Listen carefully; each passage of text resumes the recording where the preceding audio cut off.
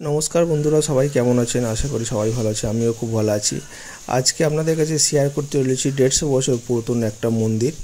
মন্দিরটা অবস্থিত আছে জামালপুর আরাসুল গ্রামেতে। আপনাদের কাছে শেয়ার করতে চলেছি। দেখুন আমি এই মন্দিরের কাছে জাস্ট প্রবেশ করলাম।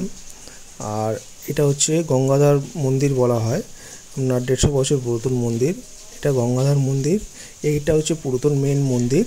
এখন আবার মন্দিরটা নতুন করে বানানো হয়েছে যে মেন শিবের মন্দির। এটা গঙ্গাধর ঠাকুর বলা হয় আর আমরা সেটাকে শিবের মন্দিরও বলি। আর এটা হচ্ছে মেন এখন নতুন বানানো হয়েছে। খুব সুন্দর বানিয়েছে। এই মন্দিরে যখন উৎসব হয় তখন চৈত্র মাসে আপনার গাজন মেলার সময় এই মন্দিরে পুজো হয়। উৎসবটা হয় নীলের পুজো সব কিছু পুজো এখানে 3 দিন ধরে পুজো হয়। আর ঠিক মন্দিরে উঠার ডান দিক বাঁ দিকে দেখলাম দুটো নন্দী করা আছে। আমি তো যে নন্দীটাকে গড় করলাম। নন্দীগুলো খুব সুন্দর বানিয়েছে, যারা বানিয়েছে হাতের কাজটা খুব। আর তারপর আমি মন্দিরে উপরে উঠে প্রবেশ করলাম। তারপর আমার ভোলেনাথকে আমি স্মরণ করলাম যে ঘন্টা বাজিয়ে।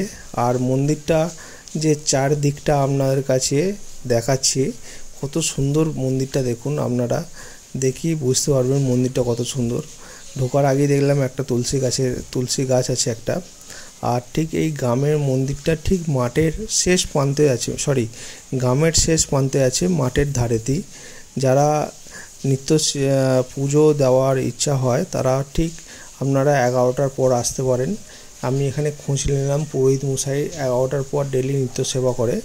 আর কেউ যদি মেলা দেখতে ইচ্ছা হয় তখন চৈত্র মাসে আপনার গাজন মেলার সময় আসবেন। খুব সুন্দর মেলা হয় এখানে, তখন প্রচণ্ড ভিড়, প্রচণ্ড মেলা, তখন সবাই আনন্দ করে। গাজন মেলা, নীলের পুজো, সব ধরনেরই পুজো হয় এখানে। 3 দিন ধরে এখানে মেলা চলে।